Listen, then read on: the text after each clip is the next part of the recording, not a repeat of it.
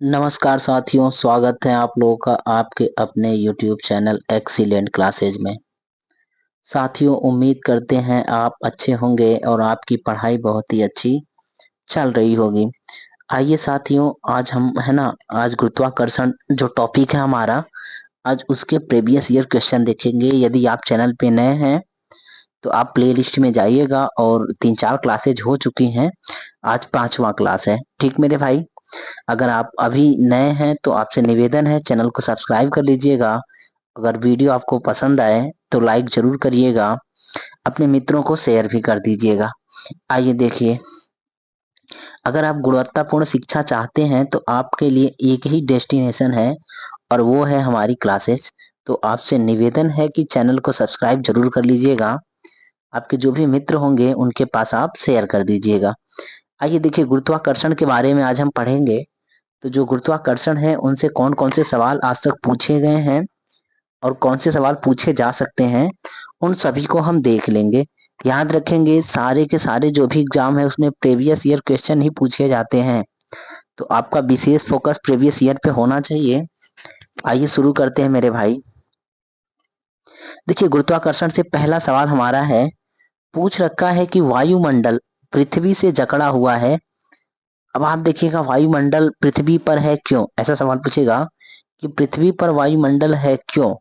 तो आप देखिए, ऑप्शन दिया है गुरुत्व बल के द्वारा है, कि पवन के द्वारा है, कि बादलों के द्वारा है, या फिर पृथ्वी के चुंबकीय क्षेत्र के द्वारा है। तो इतना ध्यान रखेंगे कि जो पृथ्वी पर गुरुत्वाकर्षण बल है ना, उसके कारण ही पृथ्वी पर वायुमंडल है। अगर ये गुरुत्वाकर्षण बल नहीं होता या फिर कम हो जाए तो जो आपका है ना वायुमंडल है वो पृथ्वी से निकल जाएगा। तो ऑप्शन नंबर क्या हो जाएगा मेरे भाई, ए वाला हो जाएगा। इसको ध्यान रखिएगा। ठीक मेरे भाई, आइए ऑप्शन ए वाला। अगला है आपका, बोल रखा है एकांक दूरी पर दो एकांक द्रव्यमानों के बीच आकर्षण बल कहलाता है। यानी कि दूरी एकांक है, नियत दूरी है, और उनके बीच जो आकर्षण बल होगा वो पूछ रखा है क्या कहलाता है। तो मेरे भाई क्या कहलाएगा, तो जो सार्वत्रिक गुरुत्वाकर्षण नियतांक है ना वो हो जाएगा। इसको ध्यान रखेंगे। एक बार वापस सुने तो क्या बोल रखा है कि एकांक दूरी पर स्थित दो एकांक द्रव्यमानों के बीच आकर्षण बल क्या कहलाता है। तो गुरुत्वीय विभव होगा क्या, नहीं। गुरुत्वीय त्वरण होगा क्या, नहीं होगा। गुरुत्वीय क्षेत्र होगा तो नहीं होगा, क्या होगा, गुरुत्वाकर्षण बल होगा। अब एक और है ना, जो ऑप्शन दे रखा है उसके अकॉर्डिंग आपको क्या करना पड़ेगा, ऑप्शन डी करना पड़ेगा, गुरुत्वाकर्षण बल होगा। इसको ध्यान रखेंगे, गुरुत्वाकर्षण बल। ठीक मेरे भाई, इसे थोड़ा आप ध्यान रखिएगा। क्या हो जाएगा, गुरुत्वाकर्षण बल। ठीक, इसे ध्यान रखिएगा। तो ऑप्शन डी करना पड़ेगा। गुरुत्वीय विभव नहीं होगा, गुरुत्वीय क्षेत्र नहीं होगा, गुरुत्वीय त्वरण नहीं होगा। अब आइए तो अगला देखते हैं। अगला है आपका कि चंद्रमा के पृष्ठ के निकट मुक्त रूप से गिरते विभिन्न द्रव्यमानों के दो पिंड, यानी कि दो पिंड हैं चंद्रमा के निकट हैं और मुक्त रूप से गिर रहे हैं। तो पूछ रखा है कि उनमें क्या होगा, वही आपको जवाब देना है। ऑप्शन देखिए तो ए वाला क्या बोला है कि पिंडों के वेग किसी भी क्षण समान होंगे, यानी कि प्रत्येक क्षण पिंड का जो वेग होगा ना वो एक समान होगा। पहली बात तो ये बोला है, तो बिल्कुल सही बात बोला है। देखिए, आप जब भी कोई वस्तु गुरुत्वाकर्षण के अधीन आप छोड़ेंगे तो उसका द्रव्यमान क्या है कोई फर्क नहीं पड़ता, उनका साइज क्या है कोई फर्क नहीं पड़ता, दोनों एक समान वेग से एक साथ नीचे आएंगे। इसको ध्यान रखिएगा। तो यही बोल रखा है ऑप्शन ए में कि है ना उनके जो वेग हैं किसी भी क्षण एक समान होंगे। तो ऑप्शन नंबर ए ही सही हो जाएगा। अगला क्या दिया है देखिए, ऑप्शन बी अगर देखना चाहें तो विभिन्न त्वरण होंगे। नहीं भाई, गुरुत्वाकर्षण के अधीन है तो त्वरण एक समान होगा। फिर बोला है सब पर समान परिमाण के बल कार्य करेंगे। देखिए, बल जो है वो गुरुत्वाकर्षण बल ही होगा, तो बल तो समान लगेगा। लेकिन अपने को क्या पूछ रखा है कि मुक्त रूप से गिर रहे हैं, तो जब कोई चीज मुक्त रूप से गिरेगी तो उसका द्रव्यमान शून्य हो जाएगा। इस बात को ध्यान रखेंगे। तो जो बल है वो गुरुत्व के अधीन हो जाएगा। फिर बोला है उनके जड़त्वों में परिवर्तन हो जाएंगे, तो नहीं, ये भी नहीं है। ऑप्शन नंबर क्या हो जाएगा, ए वाला हो जाएगा। अगला सवाल देखिए क्या बोला है कि गुरुत्वीय त्वरण का मान है या फिर होता है, तो याद रखेंगे। देखिए, तो गुरुत्वीय त्वरण का मान होता है ऐसा पूछ रखा है, तो कहाँ कैसा होता है आपको ये देखना है। तो ऑप्शन देखिए, बोला है विषुवत, वृत्त तथा ध्रुवों पर समान होता है, तो नहीं, ये बात नहीं है।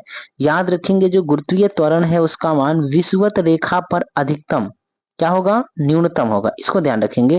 तो जो विषुवत रेखा है या विषुवत वृत्त है, आप इसको इक्वेटर बोल सकते हैं। तो अगर आपका ये पृथ्वी ले लें हम, ये बीच से आपका इक्वेटर या फिर भूमध्य रेखा या फिर विषुवत रेखा गई है, और उसके बाद ये आपके ध्रुव हो जाएंगे, उत्तरी वाले और ये दक्षिणी वाले। तो इतना ध्यान रखेंगे कि विषुवत रेखा पर न्यूनतम होगा, मिनिमम होगा, है ना, मिनिमम हो जाएगा विषुवत रेखा पर। और अगर हम बात कर देंगे ध्रुवों पर, तो ध्रुवों पर मैक्सिमम हो जाएगा। अगर हम पोल पे बात करेंगे तो मैक्सिमम होगा, इसको ध्यान रखिएगा, ठीक मेरे भाई। अच्छा, एक बात और है कि जैसे जैसे हम पृथ्वी से, है ना, यानी कि भूमध्य रेखा से ध्रुवों की ओर जाएंगे तो जी का मान बढ़ता जाएगा, इसको ध्यान रखेंगे। और भूमध्य रेखा से जब भी हम ध्रुवों की ओर जाएंगे जी का मान बढ़ेगा, ध्रुवों से भूमध्य रेखा की ओर आएंगे तो जी का मान घटेगा, इसको भी थोड़ा ध्यान रखिएगा। तो ऑप्शन के हिसाब से जवाब ले लेते हैं, तो जवाब क्या हो जाएगा मेरे भाई, ऑप्शन नंबर सी वाला। देखिए क्या बोला है, गुरुत्वीय त्वरण का मान होता है, तो विषुवत वृत्त और ध्रुवों पर एक समान बोल रखा है, ये गलत बात है। विषुवत रेखा पर न्यूनतम होगा और ध्रुवों पर अधिकतम होगा। फिर बोला है ध्रुवों पर न्यूनतम होता है, नहीं भाई, अधिकतम होता है, ये भी गलत हो गया। फिर बोला है विषुवत वृत्त पर न्यूनतम होता है, हाँ बिल्कुल सही जवाब था ये। अगला बोला है ध्रुवों से विषुवत वृत्त की ओर बढ़ता है। देखिए, ध्रुवों से जाएंगे विषुवत वृत्त की ओर तो घटता है, इसको ध्यान रखेंगे। विषुवत रेखा से ध्रुवों की ओर जाएंगे तो बढ़ेगा, और ध्रुवों से विषुवत रेखा की ओर आएंगे तो घटेगा। एक बात और ध्यान रखिएगा, पृथ्वी तल से ऊपर जाएंगे, सुन रहे हैं आप, पृथ्वी तल से ऊपर जाएं चाहे पृथ्वी तल से नीचे जाएं, यानी अगर हम बात कर दें धरातल की, है ना, तो अगर हम जमीन से ऊपर जाएं या फिर जमीन के नीचे जाएं, तो आपका जो गुरुत्वाकर्षण बल है वो क्या होगा, घटेगा, इसको थोड़ा ध्यान रखिएगा। यानी अगर ये हमारी जमीन है और इससे हम ऊपर जाएं चाहे पृथ्वी तल के भीतर जाएं, तो जी का मान जो है ना वो घटेगा। एक बात ध्यान रखेंगे, ऊपर जाने पर ज्यादा तेजी से घटता है और नीचे जाने पर धीरे धीरे घटता है, ये भी कभी कभी पूछ लेता है, तो इसको ध्यान रखिएगा। जब कभी हम सेंटर पे पहुंच जाएंगे पृथ्वी के केंद्र पर, तो पृथ्वी के केंद्र पर जी का मान शून्य होता है, इसे भी थोड़ा ध्यान रखिएगा, ठीक मेरे भाई। आइए अगला देखते हैं क्या बोला है। दो पिंडों के बीच गुरुत्वाकर्षण बल F है, यानी दो पिंड हैं और उनके बीच गुरुत्वाकर्षण बल F है। फिर पूछ रखा है कि यदि दोनों पिंडों के द्रव्यमान उनके बीच की दूरी के समान रखते हुए आधा, है ना, कर दिया जाए, तो गुरुत्वाकर्षण बल क्या हो जाएगा। देखिएगा क्या बोल रखा है कि जब दो पिंड हैं कोई सा भी हैं, उनके बीच गुरुत्वाकर्षण बल F लग रहा है, तो पिंडे को, जो पिंड के द्रव्यमान है उनके बीच की दूरी को समान रखते हुए द्रव्यमान को आधा कर दें। क्या कर दें, मान लीजिए पहले 4 किलो का कोई चीज था, उसको 2 किलो का कर दें, समझ रहे ना, कोई 2 किलो का था 1 किलो का कर दें। तो पूछ रखा है गुरुत्वाकर्षण बल कितना हो जाएगा, तो आप देखें गुरुत्वाकर्षण बल क्या होता है, m1 m2, है ना, ये आपका G m1 m2 अपन r² यही होगा। तो अब आप देखो अगर ये आधा हो जाएंगे, क्या होंगे, ये आधा हो जाएंगे दोनों, तो ये 1/2 ये भी हो जाएगा और 1/2 वो भी हो जाएगा, तो 1/4 हो जाएगा, इसको ध्यान रखिएगा। जो F है ना वो F 1/4 हो जाएगा, यानी आपका जो गुरुत्वाकर्षण बल है वो कितना हो जाएगा, F/4 हो जाएगा, इसको ध्यान रखिएगा, ठीक मेरे भाई। R फिक्स है, ये फिक्स है, M की जगह 1/2, M1 की जगह और M2 की जगह भी हो जाएगा 1/2, तो 1/2 1/2 1/4 हो जाएगा, यानी F/4 हो जाएगा, इसको थोड़ा ध्यान रखिएगा। अब देखिए अगला क्या बोला है आर त्रिज्या की पृथ्वी के केंद्र पर किसी पिंड का भार क्या होगा। यानी जब हम केंद्र पर जाएंगे पृथ्वी के, तो आप देखिए अगर केंद्र पर जाएंगे तो जी का वैल्यू शून्य होता है, अभी थोड़ी देर पहले देखे हैं। पृथ्वी के केंद्र पर जी का मान शून्य होता है। तो जब कभी गुरुत्वाकर्षण बल का मान शून्य हो जाएगा, तो आप जानते हैं कि है ना, भार डब्ल्यू बराबर एम जी होता है। यानी अगर हम बात कर दें डब्ल्यू बराबर एम जी, एम जी होता है, तो एम ही रहेगा, लेकिन जी की जगह जीरो रखेंगे तो वैल्यू पूरा का पूरा जीरो हो जाएगा। यानी जो वस्तु है उसका भार क्या हो जाएगा, शून्य हो जाएगा। इसको ध्यान रखेंगे, ठीक मेरे भाई। पृथ्वी के केंद्र पर जी का मान शून्य होगा, अतः वस्तु का जो भार होगा वो भी क्या होगा, शून्य होगा। एक बात ध्यान रखेंगे, द्रव्यमान में कोई परिवर्तन नहीं होगा, इसको थोड़ा ध्यान रखिएगा, ठीक मेरे भाई। आइए अगला देखते हैं।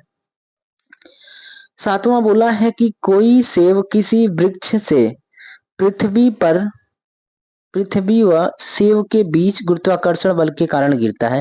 कहने का मतलब है कि कोई जो सेब है, चाहे कोई फल है, वो पृथ्वी पर इस वजह से गिरता है क्योंकि गुरुत्वाकर्षण बल लग रहा है। ठीक, फिर बोला है यदि पृथ्वी द्वारा सेब पर आरोपित बल का परिमाण है ना F1 है, तथा सेब द्वारा पृथ्वी पर आरोपित बल का परिमाण F2 है, तो अब आपको ये बताना है कि कौन सा सही है। तो अब आप देखो, गुरुत्वाकर्षण बल है मेरे भाई, जितना हम आप पे लगाएंगे उतना ही आप हम पर लगाएंगे, तो F1 और F2 दोनों बराबर होंगे। इसको ध्यान रखिएगा, गुरुत्वाकर्षण बल है और ये हर वस्तु पर समान लगता है। ऐसा नहीं है कि किसी वस्तु पर कम और किसी वस्तु पर ज्यादा लगे, तो F1 और F2 क्या हो जाएंगे, समान हो जाएंगे। इतना ध्यान रखिएगा, ठीक मेरे भाई। अब आइए अगला क्या बोला है कि कोई है ना लड़का डोरी से बंधे पत्थर को किसी क्षैतिज वृत्ताकार पथ में घुमा रहा है। यानी कोई बच्चा है और कोई है ना डोरी से बंधा एक पत्थर है और उसको वो राउंड राउंड घुमा रहा है, ऐसे ऐसे गोल गोल घुमा रहा है। तो फिर वो पूछ रखा है यदि डोरी टूट जाए तो वह पत्थर, अब वो पत्थर की गति क्या होगी वो पूछ रखा है। तो अब आप देखें, जब कभी आप कोई चीज घुमा रहे हैं, जैसे मान लो ये वृत्ति पथ पर है, तो यहाँ अभिकेंद्र बल लगता है, एक अभिकेंद्र होता है और एक अपकेंद्र बल होता है। अभी का मतलब होता है केंद्र की ओर, अप का मतलब होता है बाहर की ओर। तो अब ये जो अभिकेंद्र बल होगा वो डोरी में तनाव के कारण होगा। जब डोरी टूटेगी ना, तो अगर मान लीजिए पिंड यहाँ है तो स्पर्श रेखीय दिशा में गति करेगा, इधर की दिशा में। अगर पिंड यहाँ था तो वो किधर जाएगा मेरे भाई, इधर की दिशा में, स्पर्श रेखीय दिशा में निकल जाएगा, इसको ध्यान रखिएगा। तो स्पर्श रेखीय दिशा में जाएगा तो किससे जाएगा भाई, सरल रेखा में जाएगा, इतना ध्यान रखेंगे। तो ऑप्शन पढ़िएगा क्या बोला है कि वृत्ताकार पथ पर गति करेगा, नहीं भाई गलत बात है। अगला बोल रखा है कि वृत्ताकार पथ के केंद्र की ओर सरल रेखा के अनुदिश गति करेगा। देखो केंद्र की ओर नहीं करेगा, वो स्पर्श रेखा में करेगा। तीसरा बोल रखा है वृत्ताकार पथ पर किसी सरल रेखीय स्पर्श स्पर्शी के अनुदिश करेगा, ये बिल्कुल सही जवाब है। तो आप देखिए स्पर्श रेखा के अनुदिश वो ऐसे निकल जाएगा, इधर से टूटेगा तो इधर जाएगा, इधर से टूटेगा तो इधर जाएगा, यानी जब भी जाएगा स्पर्श रेखा की दिशा में वो जाएगा, इसको ध्यान रखिएगा, ठीक मेरे भाई। चलिए आगे बढ़ते हैं। अगला बोल रखा है कि किसी पिंड को बारी बारी से विभिन्न घनत्वों के 3 द्रवों में रखा जाता है, ठीक, और वह पिंड D1 D2 D3 घनत्वों के द्रवों में क्रमशः 1/9, 2/11 और 3/7 भाग को द्रव के बाहर रखते हुए तैरता है, तो घनत्व के विषय में कौन सा कथन सही है। अब आपको देखना है कि कौन सा कथन सही है। देखिए क्या बोल रखा है कि कोई पिंड है या कोई वस्तु है ना, और 3 तरह के द्रव हैं। लाइए बना लिया जाए। 3 तरह के द्रव हैं। अब ये द्रव है, मान लीजिए ये एक हो गया और ये फिर दूसरा हो गया और ये फिर तीसरा हो गया। बोल रखा है डुबो दिया है ना, तो जो घनत्व है वो बाहर रखते हुए, यानी इसमें 1/9 हिस्सा, इसमें है आपका 2/11 हिस्सा और इसमें है 3/7 हिस्सा रखते हुए बोल रखा है कि वो तैर रहा है। तो जो घनत्व है वो कैसे होंगे, घनत्व कम होंगे या घनत्व ज्यादा होगा, किसका ज्यादा होगा किसका कम होगा, अब ये पूछ रखा है। अब आप देखो इसका मीनिंग क्या है, याद रखेंगे जिसका घनत्व ज्यादा होगा सुन रहे हैं आप? जिसका घनत्व ज्यादा होगा उसमें चीजें कम डूबेंगी। घनत्व ज्यादा होगा तो कम डूबेगा, घनत्व कम होगा तो ज्यादा डूबेगा। इसको ध्यान रखेंगे। तो अब आप देखो, ये 1/9 का मतलब है कि 9 मीटर उसकी पूरी लंबाई थी, तो 1 मीटर दिख रहा है, 8 मीटर डूब गया, यानी ज्यादा ही डूब गया। अब देखो 2/11 का मतलब हो जाएगा कि 11 मीटर लंबी कोई वस्तु थी, तो उसका 2 मीटर दिख रहा है और 9 मीटर डूब गया है। समझ रहे हैं आप? ये देखो आप, 8 पे 1 यानी 9 पे 1 मीटर दिख रहा है, ये 11 में 2 दिख रहा है, तो ये कुछ ज्यादा दिख रहा है, ये थोड़ा सा कम दिख रहा है। उसके बाद ये 3/7 यानी 7 मीटर में 3 मीटर, लगभग आधे से थोड़ा सा कम डूबा हुआ है, यानी थोड़ा ज्यादा डूबा है, आधे से कम थोड़ा सा बचा है। तो इसका मतलब ये सबसे कम है, उसके बाद ये उससे कम है और ये सबसे ज्यादा डूबा हुआ है। इसको ध्यान रखेंगे। तो जिसका घनत्व ज्यादा होगा, याद रखेंगे, जिसका भी घनत्व ज्यादा होगा उसमें वस्तु कम डूबती है, और जिसका घनत्व कम होगा उसमें वस्तु ज्यादा डूबती है। इस बात को ध्यान रखेंगे। तो इसका सीधा सा मतलब हो जाएगा कि जो D3 है उसका घनत्व सबसे ज्यादा है, फिर D2 का है, फिर D1 का है।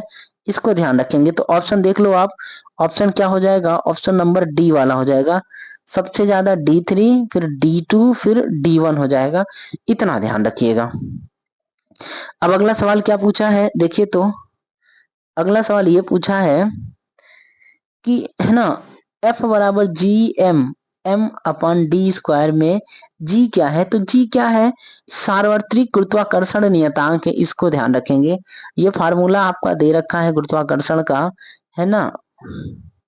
देखिए आपका क्या होता है कि F बराबर हो जाता है Gm1m2/r²। तो ये पूछ रखा है, ये जो कैपिटल G है ये है क्या?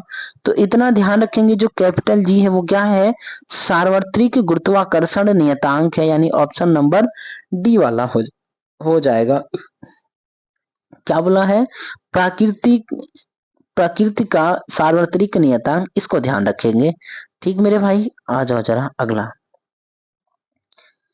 11 नंबर ये है कि गुरुत्वाकर्षण के नियम में जी का मान है, यानी राशि, वापस पढ़ लें, गुरुत्वाकर्षण के नियम में राशि जी का मान है, क्या निर्भर करता है, ये पूछा है। तो अब जी का मान क्या है उसको देखना है। क्या बोला है कि केवल पृथ्वी के द्रव्यमान पर निर्भर करता है, तो गलत बात है।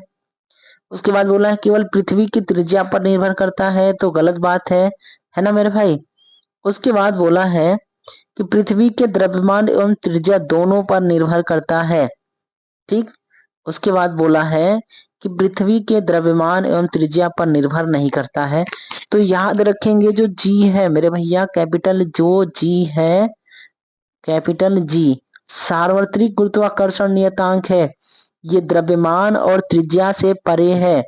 आपका द्रव्यमान क्या है, आपकी त्रिज्या क्या है, कोई फर्क नहीं पड़ता है। ऑप्शन नंबर क्या हो जाएगा? डी वाला हो जाएगा। सभी जगह ये एक समान होगा, चाहे कोई ग्रह छोटा हो जाए, चाहे कोई ग्रह बहुत बड़ा हो जाए, कोई फर्क नहीं पड़ता है। सभी जगह क्या होगा? इसका मान समान होगा। ठीक मेरे भाई। आइए अगला क्या बोला है कि कोई लड़की 60 सेंटीमीटर लंबे और 40 सेंटीमीटर चौड़े तथा 20 सेंटीमीटर ऊंचे किसी बॉक्स पर 3 ढंग से खड़ी होती है। तो बोल रखा है बॉक्स द्वारा लगाया गया, है ना, दाब क्या है? देखो भैया, अब ये लड़की महारानी क्या कर रही हैं कि किसी, कोई, है ना, लड़की है और लकड़ी की एक 60 सेंटीमीटर लंबी है, 60 सेंटीमीटर लंबी है, लंबाई हो गया। उसके बाद बोला है 40 सेंटीमीटर चौड़ी है। ठीक भाई, ये चौड़ाई हो गया। और फिर 20 सेंटीमीटर ऊंचाई है।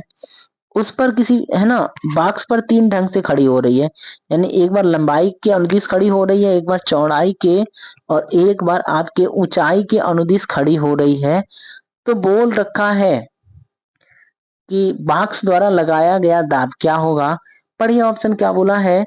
तब अधिकतम होगा जब आधार लंबाई व चौड़ाई से बना हो, यानी जब आधार लंबाई और चौड़ाई से बना होगा तो दाब अधिकतम होगा। क्या?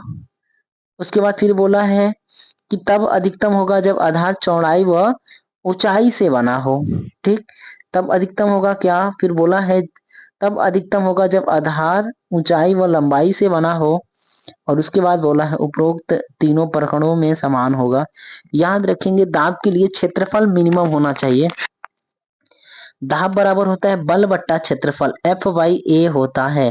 तो अब आप देखो एरिया कब कम मिलेगा, तो एरिया अगर हम इसको लेंगे 6 चौक 24 ज्यादा हो जाएगा, इसको लेंगे 4 दूना के 8 हो जाएगा, और इसको लेंगे 6 दूना के 12। तो आप देखो चौड़ाई और ऊंचाई जब भी होगा ना, तभी आपका क्षेत्रफल कम होगा और दाब ज्यादा होगा। अब 3 डेटा है, 6 चौक 2400, उसके बाद है ना, अगर इसको ले लें आप देखिए तो 40, ये आजा भाई सिंबल दिखो, ये इसको ले लें, क्या बोलते हैं, ये 40 ले लें और ये 20 ले लें, तो अब देखो ये 800 हो जाएगा, ये कम है। और अगर हम इसको ले लें 60 को ले लें और 20 को ले लें, तो ये कुछ ज्यादा ही हो जाएगा।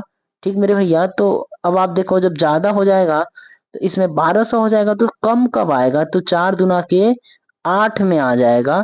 इसका मतलब क्या होगा, चौड़ाई और ऊंचाई वाला हो जाएगा, तो ऑप्शन नंबर बी वाला हो जाएगा। ठीक मेरे भाई, अगर वीडियो पसंद आ रही हो तो लाइक जरूर करिएगा। अगला है 13 नंबर का सवाल। देखिए 13 नंबर के सवाल में क्या दे रखा है, 13 नंबर के सवाल में ये है मेरे भाई, है ना, कि बोल रखा है कि दो कण कुछ दूरी पर रखे हैं, और यदि दोनों कणों के द्रव्यमान दोगुने कर दिए जाएं तथा इनकी बीच की दूरी को अपरिवर्तित रखा जाए, तो गुरुत्वाकर्षण बल कितना हो जाएगा। देखो आप द्रव्यमान को दोगुना करना है, आप समझ रहे हैं ना, तो जो गुरुत्वाकर्षण बल है F वो किस पे निर्भर करता है, तो M1 और M2 पर, साथ में R स्क्वायर पर। तो R तो आपका फिक्स हो गया, तो कोई मतलब तो है नहीं, तो M1 M2 को डबल करेंगे तो दो दो 4 गुना हो जाएगा। इसको ध्यान रखेंगे, ये M1 M2 ये भी 2 गुना होगा और वो भी 2 गुना हो जाएगा, तो कितना हो जाएगा, 4 गुना हो जाएगा। इसलिए उत्तर क्या हो जाएगा आपका, 4 गुना हो जाएगा। ठीक मेरे भाई, अगला है 14 नंबर। किसी पिंड का वायु में भार 10 न्यूटन है और जल में पूरा डुबोने पर इसका भार केवल 8 न्यूटन है, तो पिंड द्वारा विस्थापित जल का भार क्या होगा। अब देखो ना क्या बोल रखा है कि हवा में तौले हैं तो 10 न्यूटन था, और पानी में तौले हैं तो 8 न्यूटन हो गया। तो पानी कितना विस्थापित किया, भैया पानी उतना ही विस्थापित होगा जितना इसके वेट में कमी होगी, तो 10 से कितना हो गया, 8 हो गया है, तो भाई मेरे 2 की कमी हुआ है, उत्तर हो जाएगा 2 न्यूटन का, इसको ध्यान रखिएगा। अगला बोला है भार का SI इकाई क्या होता है, तो भार का SI इकाई क्या होगा मेरे भाई, तो न्यूटन हो जाएगा, इसको ध्यान रखिएगा। ठीक मेरे भैया, आ जाओ जरा अगला सवाल देखते हैं। अगला बोल रखा है 16 नंबर का। 16 नंबर का ये है कि, है ना, निम्नलिखित में से कौन सा कथन गलत है, गलत को ढूंढना है। देखिए 4 दिया है तो 3 सही होगा, 1 गलत होगा, या फिर आपको कूट दे रखा है ABCD में, कूट के हिसाब से जवाब देना है। तो आइए देखते हैं कौन सा गलत है। बोला है पृथ्वी और चंद्रमा पर स्थित दो द्रव्यमानों M1 और M2 जो कि एक दूसरे से r दूरी पर है के मध्य गुरुत्वाकर्षण बलों का अनुपात क्या होगा, एक संबंधी एक होगा, ऐसा बोल रखा है। तो आप देखो क्या बोला है कि पृथ्वी और चंद्रमा पर स्थित दो द्रव्यमान, एक पृथ्वी पर है एक चंद्रमा पे है, तो उन पे है ना द्रव्यमान M1 M2 दिया है और बीच की दूरी r दिया है। समझ रहे हैं आप, एक जन पृथ्वी पे है और एक जन चांद पे है, तो समझो ना इनके बीच की दूरी r दिया है और द्रव्यमान M1 और M2 दिया है। तो पूछ रखा है कि उनके मध्य गुरुत्वाकर्षण बलों का अनुपात क्या होगा। याद रखें जितना बल M1 लगाएगा उतना ही बल M2 लगाएगा, यानी दोनों का बल बराबर होगा, तो गुरुत्वाकर्षण बल का अनुपात एक संबंधी एक होगा, यानी ये बात तो सही है। अपने को गलत ढूंढना है तो अभी तो नहीं मिला। अगला देखिएगा, बोला है कि न्यूटन वर्ग मीटर प्रति वर्ग किलोमीटर, न्यूटन वर्ग मीटर प्रति वर्ग किलोमीटर जी की एस आई मात्रक है, इसको ध्यान रखेंगे। यानी है ना, सार्वत्रिक गुरुत्वाकर्षण नियतांक जो जी का है वो एस आई मात्रक क्या दिया है, न्यूटन मीटर स्क्वायर प्रति किलोमीटर स्क्वायर दिया है। तो ये भी बात सही है, इसको ध्यान रखेंगे। उसके बाद बोला है कि सार्वत्रिक गुरुत्वाकर्षण का मान वस्तुओं के बीच की दूरी पर निर्भर करता है। अब देखो जी का मान वस्तुओं की दूरी पर निर्भर करेगा, बिल्कुल सही बात है। पदार्थ के साइज पर निर्भर नहीं करता है, कहाँ करेगा, तो वस्तुओं के बीच की दूरी पर निर्भर करता है, इसको ध्यान रखेंगे। तो ये भी सही बात है। उसके बाद बोला है जी का मान वस्तुओं के द्रव्यमान पर निर्भर करता है। आप देखो जो जी है ना, उसका मान वस्तुओं के द्रव्यमान पर निर्भर करता है। देखिए, आकाशीय पिंड पे अगर मान लीजिए पृथ्वी पर कोई वस्तु है, कहीं और कोई वस्तु, ये छोटका जी रखना था, इसको बड़ा रख दिया है, इसको हटा दीजिए। ठीक मेरे भाई, ये नहीं रहेगा, कैपिटल जी नहीं स्मॉल जी है। अच्छा रुक जाओ, सॉरी, ये कैपिटल जी ही है, इसको सही कर लो भाई। चलिए देखिए, तो अब बोला है जी का मान है ना वस्तुओं के द्रव्यमान पर निर्भर करता है। तो ठीक है, ये भी बात सही है। तो क्या हो जाएगा कि इनमें से कोई नहीं, इसको ध्यान रखिएगा। ठीक मेरे भाई, चलिए अगला देखते हैं। अगला बोल रखा है 17 नंबर का, पृथ्वी की सतह पर गुरुत्वाकर्षण के कारण त्वरण का मान क्या होता है। यानी पृथ्वी की सतह पर गुरुत्वाकर्षण जो है ना, जी का वैल्यू पूछा है सीधे सीधे, कि पृथ्वी पर जी का वैल्यू क्या होता है। तो जी का वैल्यू कितना होता है भाई, 9.8 होता है, लेकिन 9.8 मीटर प्रति सेकंड स्क्वायर होता है, इसको ध्यान रखेंगे। 9.8 मीटर प्रति सेकंड स्क्वायर होता है। तो ऑप्शन नंबर डी करिएगा। ये इसको देख के मत कर दीजिएगा, ये आपका सेंटीमीटर दे रखा है, इसको गड़बड़ हो जाएगा। ठीक है, तो 9.8 या फिर लगभग 10 हो जाता है, इसको ध्यान रखेंगे। अगला बोला है उन यानी कि विकल्पों में से उल्लेखित तथ्य में से, विकल्पों में उल्लेखित तथ्य में से कौन सा गुरुत्वाकर्षण के सार्वभौमिक नियम द्वारा समझाया नहीं गया है। यानी गुरुत्वाकर्षण के जो सार्वभौमिक नियम उसके द्वारा क्या समझाया नहीं गया है, उसको देखना है। तो आइए देखते हैं क्या नहीं समझाया गया है। बोला है वह बल जो हमें धरती से बांधे रखता है। तो इसके बारे में तो समझाया गया, इसका डिफिनीशन देता है, गुरुत्वाकर्षण बल हो जाएगा। उसके बाद बोला है ग्रहों के चारों ओर सूर्य की गति। देखिए, ग्रहों के चारों ओर सूर्य की गति ये केपलर के नियम से है।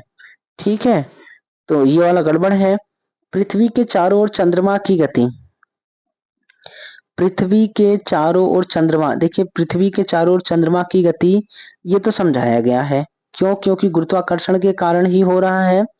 चंद्रमा और सूर्य के कारण ज्वार भाटा, ये भी गुरुत्वाकर्षण के कारण हो रहा है। तो ये सब हो रहे हैं, तो कौन सा बोला है कि समझाया नहीं गया है, तो ऑप्शन नंबर बी वाला, ग्रहों के चारों ओर सूर्य की गति। भैया ग्रहों के चारों ओर सूर्य कहाँ घूमता है, सूर्य के चारों ओर ग्रह घूमते हैं, इसको ध्यान रखेंगे, और केपलर के नियम है।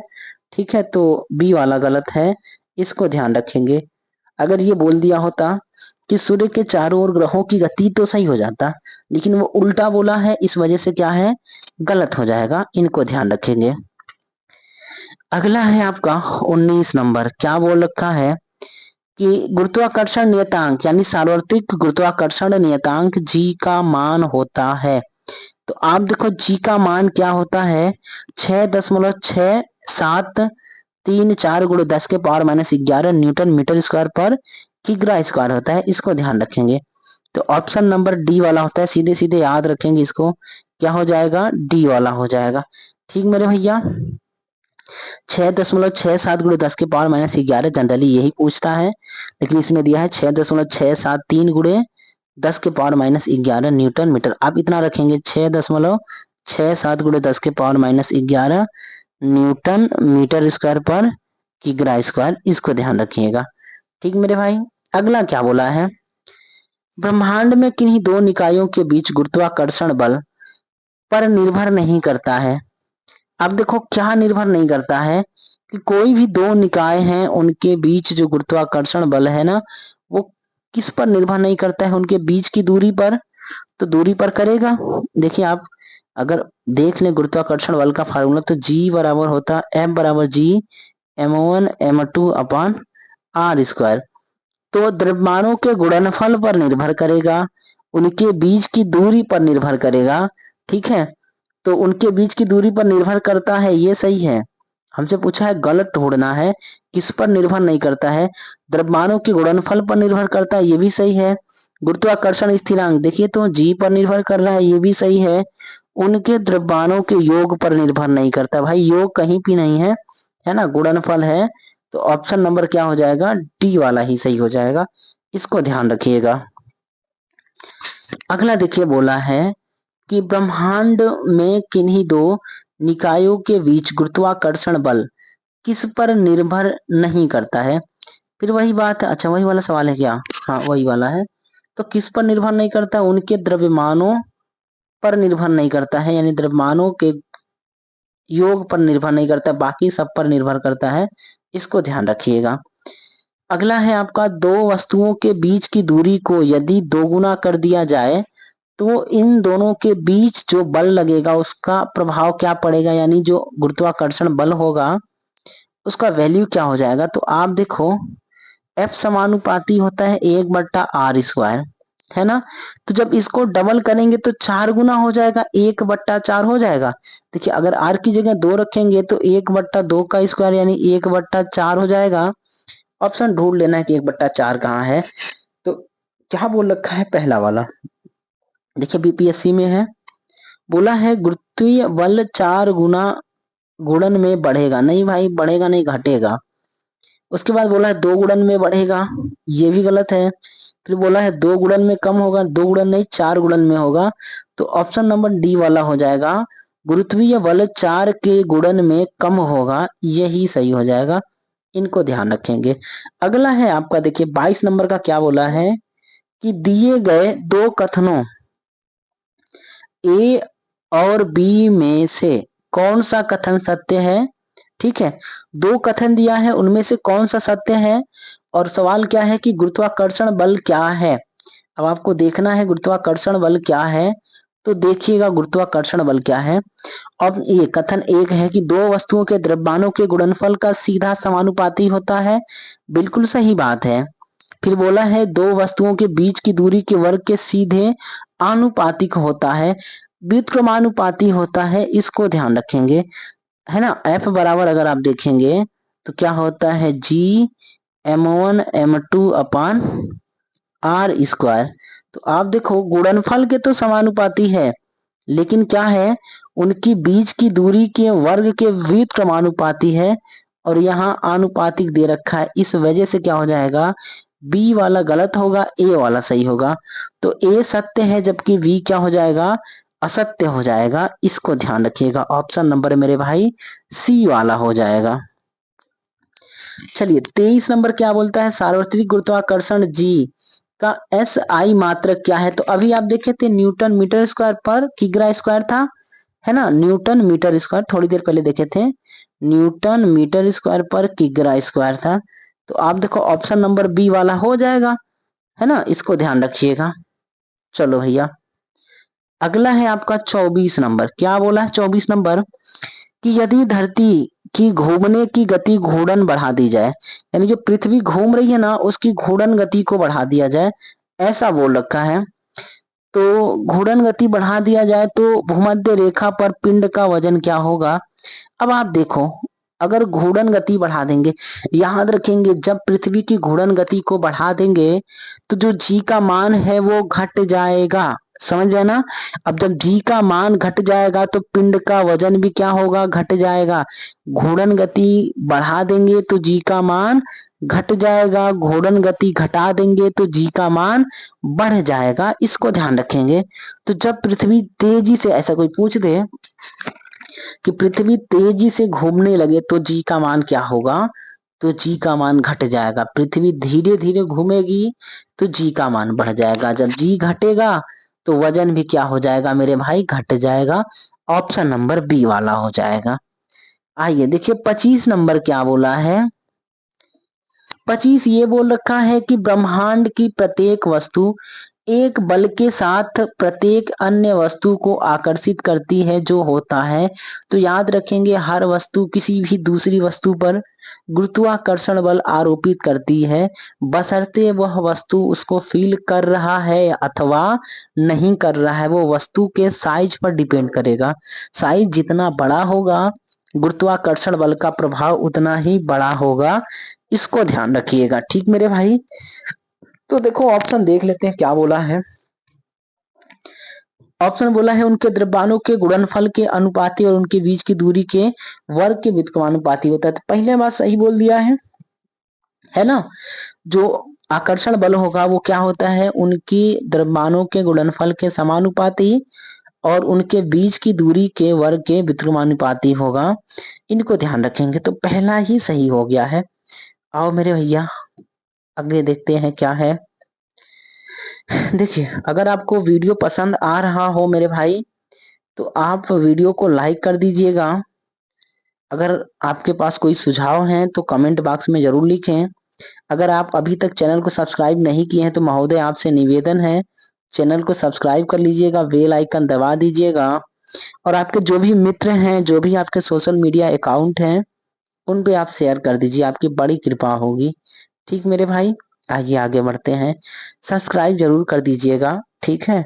आप कर देंगे तो आपका 0.1 सेकेंड लगेगा, लेकिन मेरे भाई हमारे लिए मोटिवेशन का काम करेगा कि हम यूट्यूब पर काम करते रहें। ठीक है, आइए चलिए आगे देखते हैं। अगला है आपका 25 नंबर तो हो ही गया, ए वाला था, है ना। चलिए 26 क्या बोला है। 26 ये कहता है कि यदि दो वस्तुओं के द्रव्यमानों को 3 गुना कर दिया जाए तो दोनों वस्तुओं के बीच का बल क्या होगा।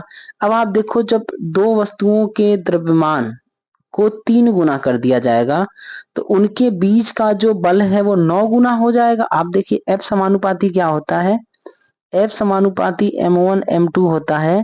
तो अगर दोनों 3 गुना हो जाए तो 3 त्रिक का 9 गुना हो जाएगा F, यानी F क्या हो जाएगा 9 गुना हो जाएगा और ऑप्शन हो जाएगा, है ना मेरे भाई, सी वाला हो जाएगा। इसको ध्यान रखेंगे कि बल 9 गुना हो जाएगा।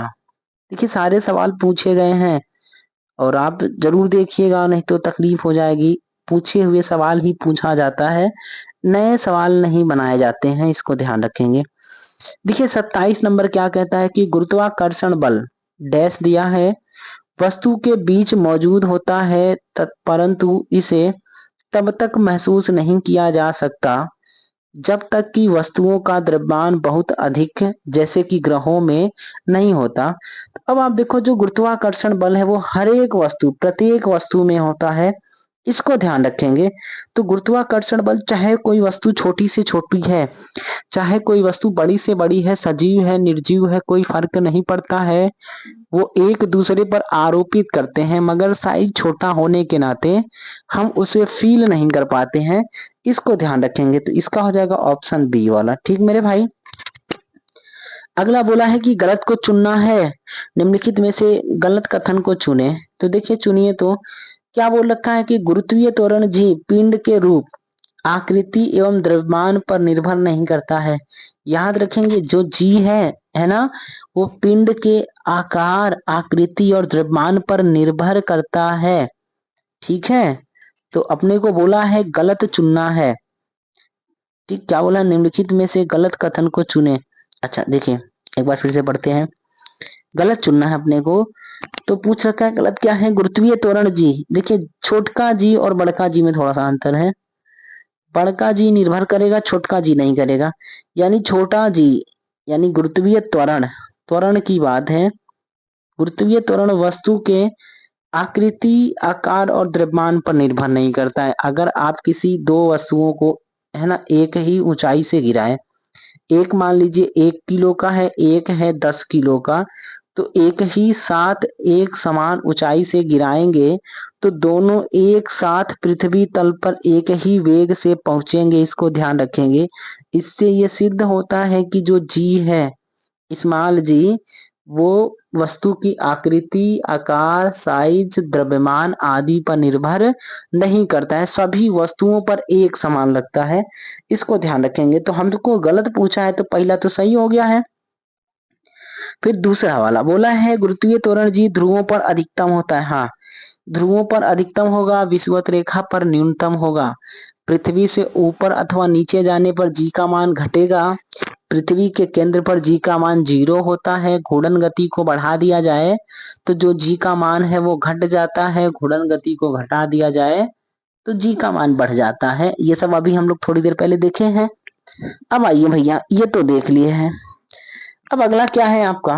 अगला ये है ना, बोल रखा है कि जी भूमध्य रेखा पर न्यूनतम होता है। ये भी बात सही है। तो चलिए भाई, उसके बाद बोला है यदि लिफ्ट किसी त्वरण से ऊपर की ओर जा रही हो तो किसी पिंड का आभासी भार उसके वास्तविक भार से कम होता है। अब देखो भैया, लिफ्ट के बारे में है तो पूरी बात जान लेते हैं। जब बात लिफ्ट की होगी तो 2-3 केस बनते हैं। एक तो ये होगा कि जो लिफ्ट है वो त्वरित गति से ऊपर जाएगा। जब कोई लिफ्ट त्वरित गति से ऊपर जाएगा तो अगर आप लिफ्ट में खड़े रहेंगे तो आपको आपका भार बढ़ा हुआ प्रतीत होगा। और यहाँ पे कम बोला है तो यही गलत है और जो गलत है वही सही है। जब आप ऊपर जाएंगे त्वरित गति से, यानी बहुत त्वरण से ऊपर जा रही है लिफ्ट, तो भार बढ़ा हुआ होगा। त्वरित गति से लिफ्ट नीचे आएगी तो भार घटा हुआ प्रतीत होगा। अगर लिफ्ट की रस्सी टूट जाए, डोरी टूट जाए, लिफ्ट टूट जाए तो जो भार होगा वो शून्य हो जाएगा, क्योंकि आप और लिफ्ट दोनों मुक्त रूप से गिर रहे होते हैं। इसे ही भारहीनता की स्थिति बोलते हैं। इतना ध्यान रखिएगा, ठीक मेरे भाई। आ जाओ, ये तो हो गया लिफ्ट का काम। 29 क्या बोलता है कि कौन सा कथन गलत है ना? गलत ढूंढना है इसमें। तो देखिए, गलत ढूंढने के लिए क्या करना है, पढ़िए। जी का मान, कैपिटल जी का मान चंद्रमा पर पृथ्वी पर उसके मान के समान होता है। सही बात है। जो कैपिटल जी है वो ग्रहों के साइज पर, उनके आकार पर निर्भर नहीं करता है। तो पहला तो सही है, लेकिन हमें गलत ढूंढना है तो ये जवाब नहीं होगा। ठीक है। उसके बाद बोला है 1 मीटर की दूरी पर रखे गए 2 किलोग्राम वाले दो द्रव्यमानों के केंद्रों के मध्य गुरुत्वाकर्षण बल है ना 26.68 × 10⁻⁻1 न्यूटन है। तो आप देखो, अगर रख देंगे, इसका सॉल्व करेंगे तो यही आएगा। F बराबर निकालेंगे G m1m2/r² लगाएंगे तो वैल्यू ये आएगी। इसको ध्यान रखेंगे। ये भी क्या है, तो सही है ना? कर लीजिएगा। अब लिख नहीं पाएंगे हम, आप समझ रहे हैं ना? आप निकालेंगे, जी का मान रखेंगे 6.67 × 10⁻11 और इनको रख देंगे 1 मीटर है और इसको रख देंगे तो वैल्यू लगभग इतना ही आ जाएगा। उसके बाद बोला है दो वस्तुओं के मध्य दूरी के वर्ग के व्युत्क्रमानुपाती होता है। दो वस्तुओं के मध्य गुरुत्वाकर्षण बल, उनके बीच की दूरी, क्या बोला है, दो वस्तुओं के मध्य दूरी के वर्ग के व्युत्क्रमानुपाती होता है। तो ये भी सही है ना भाई? आप देखेंगे r² होता है तो r² हो गया तो क्या होगा, दूरी के वर्ग के व्युत्क्रमानुपाती हो गया। ये भी सही हो गया। उसके बाद है कि दो वस्तुओं के मध्य गुरुत्वाकर्षण बल उनके बीच की दूरी के आधा कर देने पर 2 गुना हो जाता है। तो ये गलत है और जो गलत है वही क्या है, सही है। तो ऑप्शन नंबर डी वाला हो जाएगा। इनको थोड़ा ध्यान रखिएगा, ठीक मेरे भाई। आइए, अगला बोल रखा है कि एक पत्थर किसी स्प्रिंग तुला पर बंधा हुआ है। निम्नलिखित स्थितियों में से कौन सी स्प्रिंग तुला के रीडर में सबसे कम भार दिखाएगी? अब कोई पत्थर है, वो स्प्रिंग तुला पर बंधा हुआ है, तो कौन सी स्थिति में उसका भार सबसे कम होगा, आपको ये देखना है। तो अब आप देखो कब कम होगा, जब वह पत्थर हवा में लटका है तो भार ज्यादा होगा। फिर बोला जब वह पत्थर किसी बीकर में लिए पानी के सतह पर हो। यानी एक बार तो हवा में लटका दिया, ठीक बात है, चल भैया हवा में लटका दिया तो जो भी है। उसके बाद पानी के सतह पर टच कर दिया। उसके बाद है जब वह बीकर के पानी में पूरी तरह डूब जाए। निमज्जित का मतलब होता है डूब जाए, तो ये पानी था और पानी में डूब जाए। तो आप ध्यान रखेंगे, जब कोई वस्तु पानी में डूब जाएगी तो उसके भार में कमी होगा और उत्प्लवन बल के कारण होगा। इसको ध्यान रखिएगा। उत्प्लवन बल के कारण होगा। तो अब आप देखो भार में कमी बोला ना, सबसे कम कब दिखाएगा? जब आप पानी में डुबो देंगे पूरी तरह तब कम हो जाएगा। आप अगर पानी में डूबी हुई 1 कुंटल 2 कुंटल की वस्तु है तो आप एक हाथ से पकड़ के उठा देंगे, लेकिन अगर बाहर रहेगा तो आपकी औकात नहीं है कि 2 कुंटल की वस्तु को एक हाथ से पकड़ के उठा दें। तो ऑप्शन नंबर सी हो जाएगा। ठीक है, चलिए आगे देखते मेरे भाई। 30 तक हो गया है, बस थोड़ा सा और है।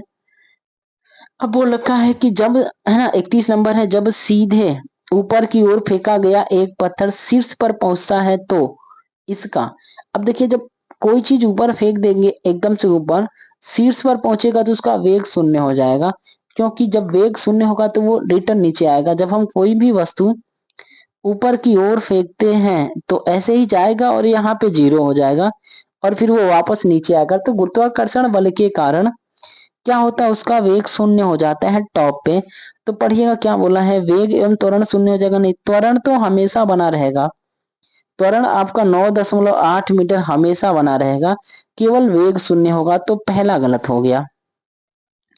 फिर बोला है वेग शून्य होता है तथा त्वरण लगभग 10 मीटर प्रति सेकंड स्क्वायर बना रहता है, ये बात सही है ना? बी वाला क्या हो जाएगा, सही हो जाएगा कि वेग तो शून्य हो जाएगा लेकिन त्वरण तो आपका लगभग 9 या फिर 10 मीटर तो बना ही रहेगा।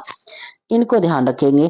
सी वाला बोला है कि वेग लगभग 10 मीटर प्रति सेकंड, नहीं, वेग गलत हो जाएगा, वेग नहीं रहेगा, वेग शून्य हो जाएगा। तो ऑप्शन बी वाला ही हो जाएगा। ठीक मेरे भैया, आइए अगला देखते हैं। अगला बोला गया है कब कहा जाएगा कि कोई पिंड मुक्त रूप से गिर रहा है। भैया जब गुरुत्वाकर्षण के अधीन कोई चीज गिरे ना तो उसको बोलेंगे मुक्त रूप से गिर रहा है। ठीक है, तो क्या बोल रखा है ऑप्शन देखिए तो, कि जब इसका द्रव्यमान अत्यधिक कम हो जाए। नहीं भाई, द्रव्यमान से कोई मतलब नहीं है, चाहे 1 किलो का गिराए चाहे 1 कुंटल का गिराए, लेकिन उस पे केवल और केवल गुरुत्वाकर्षण बल ही कार्य करने चाहिए, इसको ध्यान रखेंगे। तो बी वाला क्या बोला है, जब इसका भार दोगुना हो जाए, भार वार जाए भाड़ में, है ना। फिर बोला है जब इस पर केवल गुरुत्व बल कार्य करे, बिल्कुल सही बात है। जब गुरुत्वाकर्षण ही कार्य करेगा, सारे बल शून्य हो जाएंगे, तो उसको बोलेंगे भारहीनता की स्थिति में है या फिर मुक्त रूप से गिर रहा है। तो ऑप्शन नंबर सी वाला हो जाएगा। ठीक भैया, अब आ जाओ जरा। 33 बोलता है कि चंद्रमा पर आवाज क्यों नहीं सुनी जाती। भाई साहब, चंद्रमा पर आवाज क्यों नहीं सुनेंगे? काहे कि आवाज के लिए वायुमंडल चाहिए, यानी वायुमंडल का मतलब माध्यम चाहिए, और जब कहीं माध्यम ही नहीं है तो आवाज काहे के लिए आएगा जी, नहीं ना आएगा।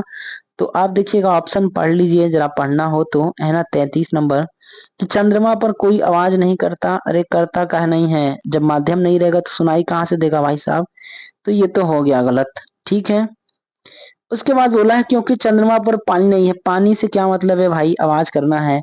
ठीक है, उसके बाद बोला चंद्रमा पर कोई वायुमंडल नहीं है और ध्वनि बिना माध्यम के यात्रा नहीं कर सकती। बिल्कुल सही बात है, ध्वनि के संचरण के लिए माध्यम की आवश्यकता होती है। ठीक मेरे भैया, तो माध्यम की आवश्यकता होगी तो क्या होगा, ध्वनि जाएगी, और ध्वनि जाएगी तभी ना सुनाई देगा। तो ऑप्शन नंबर सी वाला हो जाएगा, इसको ध्यान रखिएगा। चलिए, अब ये बोला है 34 नंबर, गुरुत्वाकर्षण द्वारा किया गया कार्य किस पर निर्भर करता है। तो अब आप देखो, गुरुत्वाकर्षण के द्वारा अगर कोई कार्य होगा तो किस पर निर्भर करेगा, है ना। तो देख लेते हैं भाई किस पर निर्भर करेगा। बोला है वस्तु की आरंभिक और अंतिम अवस्थाओं की ऊर्ध्वाधर ऊंचाई पर निर्भर करता है। देखिए, गुरुत्वाकर्षण के द्वारा कार्य ऊपर से नीचे की ओर ही तो होगा। अगर कोई वस्तु ऊपर फेंक रहे हैं तो गुरुत्वाकर्षण नीचे खींचेगा, अगर कोई वस्तु मुक्त रूप से गिरा रहे हैं तो गुरुत्वाकर्षण उसको भी नीचे खींचेगा। तो अब इसी को देखना है कि वस्तु की आरंभिक और अंतिम अवस्थाओं की ऊर्ध्वाधर ऊंचाई, देखिए दोनों केस में ऊपर से ही है गुरुत्वाकर्षण, तो पहला ही बात सही है, ऊर्ध्वाधर ऊंचाई पर है, ऊंचाई के अंतर पर निर्भर करता है। ठीक है, आगे भी पढ़ लीजिए, देख लेते हैं कि वस्तु की आरंभिक और अंतिम अवस्थाओं में परिवर्तन के अंतर पर। भैया अवस्था भाड़ में जाए, क्या मतलब है, कोई मतलब नहीं है। वस्तु की आरंभिक और अंतिम अवस्थाओं की ऊर्ध्वाधर ऊंचाई के योग पर, नहीं भाई, ऊंचाई के योग पे नहीं होगा, अंतर पे होगा। वस्तु की क्षैतिज अवस्था में अंतर पर, तो क्षैतिज भी नहीं हो जाएगा, क्या हो जाएगा, पहला वाला ही सही हो जाएगा। ठीक मेरे भाई, कि वस्तु की आरंभिक और अंतिम अवस्थाओं की ऊर्ध्वाधर ऊंचाई के अंतर पर निर्भर करता है। अब आइए जरा अगला देखते हैं, अगला क्या है।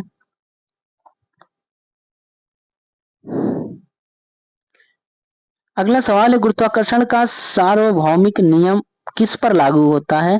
तो गुरुत्वाकर्षण का जो सार्वभौमिक नियम है वो सब पर लागू होता है, जो भी ग्रह है, सूर्य है ना, चंद्रमा है, तारे हैं, तो किसी भी वस्तु के युग्म पर लागू होगा, इतना ध्यान रखिएगा। तो क्या हो जाएगा, जी का वैल्यू सब पर लागू होता है। ठीक मेरे भाई, चलिए चलिए अगला देखिएगा, बोल रखा है कौन सा गलत है। तो देखिए है ना, बोला है चंद्रमा पर जी का मान पृथ्वी पर जी के मान के बराबर होता है, तो ये बात तो बिल्कुल सही है। फिर बोल रखा है एक दूसरे से 1 मीटर की दूरी पर रखी हुई दो वस्तुओं जिनके द्रव्यमान 2 किलोग्राम और 2 किलोग्राम है के बीच लागू होने वाला गुरुत्वाकर्षण बल 26.68 गुणे 10⁻⁻11 न्यूटन है। तो ये भी बात भी सही है ना, थोड़ी देर पहले देखे थे हम लोग। उसके बाद देखिए तो तीसरा बोला है कि न्यूटन के गुरुत्वाकर्षण का नियम प्रयोगशाला में ही मान्य है, तो ये बात गलत है और हमको गलत ही ढूंढना था। तो ऑप्शन नंबर क्या हो जाएगा, सी वाला। ठीक मेरे भाई, यही गलत है। गुरुत्वाकर्षण के नियम सभी जगह मान्य हैं, चाहे वो प्रयोगशाला हो और चाहे मधुशाला हो। ठीक, इसको ध्यान रखेंगे। अब आओ भैया अगला देख लेते हैं। बोला है जी का मान के साथ बढ़ता है, तो जी का मान किसके साथ बढ़ेगा? क्या ऊंचाई के साथ बढ़ेगा है, कि आयतन के साथ बढ़ेगा, कि आयतन में कमी के साथ बढ़ेगा, कि ऊंचाई में कमी के साथ बढ़ेगा? तो याद रखेंगे, अभी देखे हैं कि पृथ्वी तल से जितना ऊपर जाएंगे जी का मान घटेगा, यानी ऊंचाई बढ़ेगा तो जी का मान घटेगा और ऊंचाई घटेगा तो जी का मान बढ़ेगा, इसको ध्यान रखेंगे। तो ऑप्शन नंबर क्या हो जाएगा, डी वाला। फिर बोल रखा है अगला, जब किसी पिंड को विषुवत रेखा से उत्तर और दक्षिणी ध्रुवों पर ले जाया जाता है तो उसका भार, याद रखेंगे जब भूमध्य रेखा से ध्रुवों की ओर जाएंगे तो जी का मान बढ़ेगा और जब बढ़ेगा तो जो भार है वो भी क्या होगा, बढ़ जाएगा, इसको ध्यान रखेंगे। तो भार क्या होगा, बढ़ जाएगा, यानी भार बढ़ता है। ठीक मेरे भैया, ऑप्शन नंबर क्या हो जाएगा, सी वाला हो जाएगा। अगला देखिए तो बोला है कि जब एक उपग्रह पृथ्वी के चारों ओर 4,000 किलो यानी 40,000 किलोमीटर त्रिज्या के है ना ग्रहण पथ में घूमता है, ग्रह पथ में घूमता है, तो गुरुत्वाकर्षण बल द्वारा किया गया कार्य की गणना कीजिए। अब आप देखो 40,000 है और वो घूम रहा है, तो गुरुत्वाकर्षण बल के द्वारा कार्य क्या होगा मेरे भाई, तो कार्य क्या हो जाएगा, जीरो हो जाएगा। ठीक है, क्योंकि वो गुरुत्वाकर्षण के अधीन घूम रहा है, तो कार्य क्या हो जाएगा, शून्य हो जाएगा, इसको ध्यान रखिएगा। अगला है पृथ्वी की सतह पर पलायन वेग क्या होता है, तो याद रखेंगे 11.2 किलोमीटर प्रति सेकेंड होता है, ऑप्शन नंबर बी वाला हो जाएगा। चांद पे होता है 2.43 होता है ना, यानी उसको ध्यान रखिएगा। अब आओ भैया 4.3 किलोमीटर ये चांद पे हो जाएगा और पृथ्वी पर इतना हो जाएगा। अगला है पृथ्वी की सतह पर पलायन वेग, फिर से वही पूछ रखा है, तो क्या हो जाएगा 11.2 किलोमीटर प्रति सेकेंड। अगला है आपका कि भू केंद्रीय और सूर्य केंद्रीय शब्द किसे संदर्भित करते हैं, तो जो भू केंद्रीय है और सूर्य केंद्रीय है ये शब्द किसे संदर्भित करेंगे, तो भू केंद्रीय मतलब पृथ्वी के चारों ओर और सूर्य केंद्रीय मतलब सूर्य के चारों ओर, तो ऑप्शन नंबर ए हो जाएगा। पृथ्वी और सूर्य के चारों ओर नक्षत्रीय वस्तुओं की गति को प्रतिबंधित करने का नियम या करने वाला नियम है, ऑप्शन नंबर ए। केंद्र का मतलब किसी की ओर, तो भू केंद्रीय मतलब पृथ्वी की ओर, सूर्य केंद्रीय मतलब सूर्य की ओर, यानी सूर्य को केंद्र बनाकर। 42 क्या कहता है कि जी की इकाई त्वरण की इकाई के समान अर्थात है, तो आप देखो गुरुत्वाकर्षण बल जी का मान किसका है, त्वरण के समान है, तो क्या होता है मीटर प्रति सेकेंड स्क्वायर होता है, तो ऑप्शन नंबर सी हो जाएगा, मीटर प्रति सेकेंड स्क्वायर होता है। तो ये सेकेंड की घाते जो 2 है ना वो ऊपर जाएगा तो माइनस हो जाएगा, ऑप्शन सी हो जाएगा। 43 क्या बोला है कि एक भू स्थिर उपग्रह 35,790 किलोमीटर की ऊंचाई पर एक कक्षा के पूर्ण परिक्रमण में कितना समय लेता है? तो 35,790 किलोमीटर की ऊंचाई पर।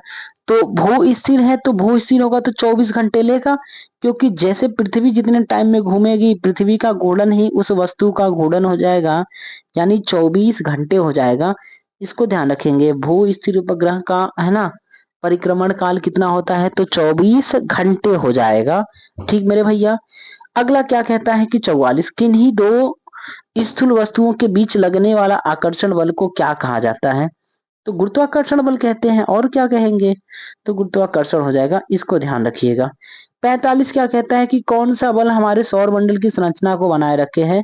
तो गुरुत्वाकर्षण बल के कारण ही सौर मंडल की संरचना है, इसको भी ध्यान रखेंगे। अगला कहता है कि इनमें से कौन सी एक रासायनिक प्रतिक्रिया नहीं है? तो क्या नहीं है? गुरुत्वाकर्षण नहीं है, इसको भी ध्यान रखेंगे। आओ भैया अगला। अगला है कि जब दो, है ना, देखिए टाइम ज्यादा हो रहा है, 1 घंटे होने वाले हैं तो थोड़ा खींच रहे हैं। बोला है जब दो अंडों को किसी निश्चित ऊंचाई से इस प्रकार गिराया जाता है कि एक अंडा पक्के फर्श पर और दूसरा तकिए पर गिरता है, तो निम्न में से कौन सा संभावित परिणाम नहीं होगा? यानी अब देखो भैया क्या नहीं होगा ये बताना है।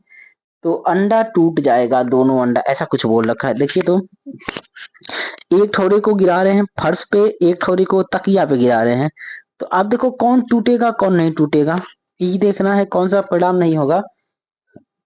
क्या बोला है कि विभिन्न ऊंचाइयों से गिराई गई वस्तु पर विभिन्न स्तर के बल लगते हैं, ये परिणाम होगा, तो ये होगा। फिर बोल रखा है दोनों अंडे, ऊंचाई अलग अलग है तो अलग अलग ऊंचाई है तो अलग अलग बल लगेगा, क्योंकि ऊंचाई बढ़ने पर जी का मान घट जाता है। ठीक है, दोनों अंडे टूट जाएंगे नहीं कह सकते, तकिया वाला बच गया तो हम नहीं बता सकते अंडवा टूटेगा कि बचेगा। एक तो पक्का टूट जाएगा फर्श वाला, दूसरे वाले के बारे में हम बता नहीं सकते कि वो अंडा टूटेगा कि बचेगा। तो अभी ये बी वाला आ रहा है, थोड़ा पढ़ के देख लेते हैं। फिर बोला है पक्के फर्श पर गिरने वाला अंडा टूट जाएगा क्योंकि एक छोटे समय अंतराल के लिए इस पर एक विस्तृत बल कार्य करता है। हाँ वो तो टूटेगा, दूसरे के बारे में क्या है उसको तो नहीं बोला है। फिर अगला बोला है तकिए पर गिरने वाला अंडा नहीं टूटेगा क्योंकि अंडे पर लंबे समय के लिए छोटा बल कार्य करता है। भैया देखो हम नहीं बता सकते हैं, समझ गए ना, कि तकिया वाला गिरेगा तो टूटेगा कि बचेगा। तो अब इसके अकॉर्डिंग आपको क्या करना पड़ेगा कि कौन सा संभावित परिमाण नहीं होगा, दोनों अंडे टूट जाएंगे, तो संभावना है टूट भी जाए और संभावना एक तो बच भी जाए, तो ज्यादातर इसी को चांस लेंगे भाई, ऑप्शन नंबर बी वाला। ठीक है, आप चाहें तो इसको ले सकते हैं, लेकिन यहाँ पे थोड़ा देखिएगा कि तकिए पर गिरने वाला अंडा नहीं टूटेगा, कोई जरूरी है नहीं टूटेगा? अरे टूट सकता है। ठीक है, क्योंकि अंडे पर लंबे समय के लिए छोटा बल कार्य करेगा, तो ये संभावना है। और हमको बोला है कौन सा संभावित नहीं है, तो ऑप्शन बी ही करना पड़ेगा, इसको हटाइए, क्योंकि ये तो हो सकता ना, हो सकता है नहीं टूटे। ठीक भैया, आ जाओ। अगला क्या बोला है 48 कि निम्नलिखित में से कौन सा कथन सत्य है? माउंट एवरेस्ट पर जी का मान, है ना, पृथ्वी वाले से अधिक होता है, ऐसा कुछ है। ठीक है, तो माउंट एवरेस्ट पर जी का मान बड़ा है पृथ्वी वाले से। ठीक, उसके बाद बोला है अगला माउंट एवरेस्ट जी का मान जी से छोटा है। फिर बोला एक गेंद को लंबवत फेंकने पर 15 सेकंड के बाद जमीन पर वापस आ जाती है और इसका वेग 75 मीटर प्रति सेकंड है। फिर बोला एक गेंद को लंबवत फेंकने पर 15 सेकंड के बाद जमीन पर वापस आ जाती है, इसका वेग 150 मीटर प्रति सेकंड है। अब आपको देखना है कौन सा सही है कौन सा गलत है, तो पढ़िए। बोला केवल कथन बी और डी सत्य है। अच्छा भाई, तो ए बी के बारे में क्या ख्याल है? फिर बोला है केवल डी सत्य है, फिर बोला है केवल बी और सी सत्य है। अब देखो जरा आप ध्यान से देखिए, एवरेस्ट पर जाएंगे ऊंचाई बढ़ेगा तो जी का मान घटेगा, तो यहाँ तो ये बड़े का सिंबल दिखा रखा है, गलत बात। तो सेकंड वाला सही हो जाएगा कि जी है ना एवरेस्ट पे कम होगा और धरातल पर ज्यादा होगा, तो बी सही हो गया, बी को ढूंढना है। उसके बाद बोला है ना सी वाला कि उसका जो वेग पकड़ेगा वो 75 मीटर पकड़ेगा, तो ये 75 सही है, ये डी गलत है। तो आपका ऑप्शन बी और सी वाला आना चाहिए, तो ऑप्शन नंबर क्या हो जाएगा? सी वाला। जब इसको निकालेंगे तो आपको 75 आएगा, इसको थोड़ा ध्यान रखिएगा। ठीक मेरे भाई, अगला है मुक्त रूप से गिरने के दौरान पिंड किस स्थिति में होता है। तो आप देखिए भारहीनता की स्थिति में होगा, इसको ध्यान रखेंगे। कोई चीज मुक्त रूप से गिरेगा तो भारहीनता की स्थिति में हो जाता है। अगला बोल रखा है गुरुत्वाकर्षण की वजह से उत्पन्न होने वाले त्वरण का मान किस पर निर्भर नहीं होता है। तो आप देखो किस पर निर्भर नहीं करता है गुरुत्वाकर्षण के कारण त्वरण का मान। तो जो एम वस्तु गिर रही है ना, देखिए जी पर, जी पे तो निर्भर करेगा, इस पे करेगा। बोला है नीचे गिरने वाली वस्तु के द्रव्यमान पर निर्भर नहीं करता है, बिल्कुल सही बात है। जो जी का मान है वो नीचे कोई वस्तु गिर रही है उसका द्रव्यमान क्या है कोई फर्क नहीं पड़ता है। ऑप्शन नंबर क्या हो जाएगा, बी वाला। यानी गुरुत्वाकर्षण की वजह से उत्पन्न होने वाले त्वरण का मान नीचे गिरने वाली वस्तु के द्रव्यमान पर निर्भर नहीं करता है, इस बात को ध्यान रखेंगे। तो ऑप्शन नंबर क्या हो जाएगा, बी वाला सही हो जाएगा। ठीक मेरे भैया, आइए अब अगला देखते हैं। 53 क्या कहती है, 51 नंबर क्या कहता है कि निम्नलिखित में से कौन सा गुरुत्वाकर्षण का उदाहरण नहीं है। तो कौन सा नहीं है, ग्रहों के वायुमंडल को उनके अलग होने से रोकता है, ये तो है। फिर बोला है यह ब्लैक होल के घूर्णन में सहायक है। भैया हो ब्लैक होल से हमको नहीं पता। ब्लैक होल में गुरुत्वाकर्षण बहुत प्रभावशाली होता है, इसीलिए जो भी लाइट जाती है ना तो वो वापस लौट के नहीं आती है, इनको ध्यान रखेंगे। तो ऑप्शन बी वाला हो जाएगा।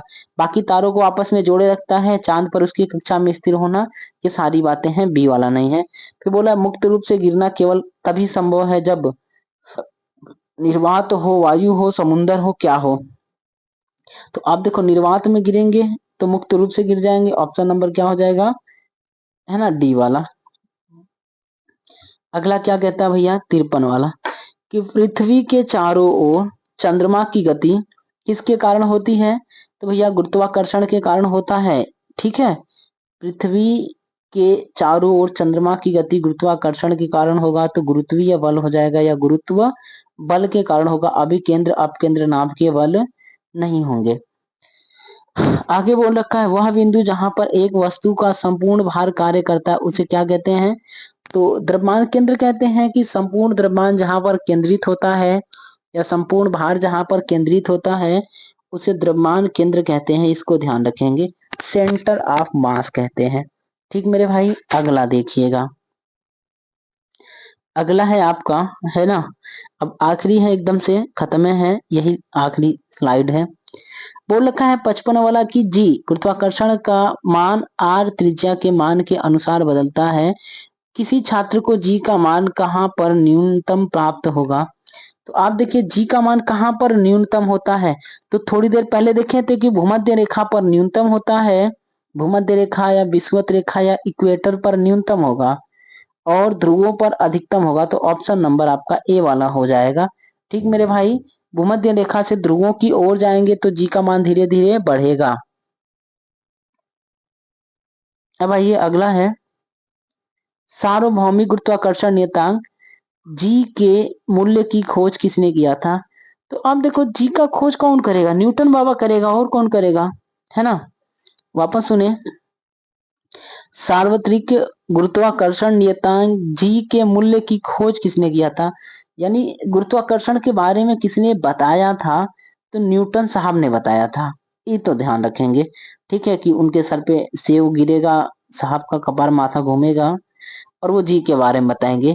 लेकिन ये सवाल क्या है कि कैपिटल जी की जो वैल्यू है उसको किसने फाइंड किया था। तो कैवेंडिश ने किया था, इसको ध्यान रखेंगे। हेनरी कैवेंडिश ने जी का वैल्यू फाइंड किया था, है ना, 6.67 × 10⁻⁻11 है, इसको कैवेंडिश ने फाइंड किया था। लेकिन गुरुत्वाकर्षण का जो नियम है उसको किसने दिया था, तो न्यूटन ने दिया था, इसको ध्यान रखेंगे। तो मेरे भाई उम्मीद करते हैं आपको ये क्लास पसंद आई होगी।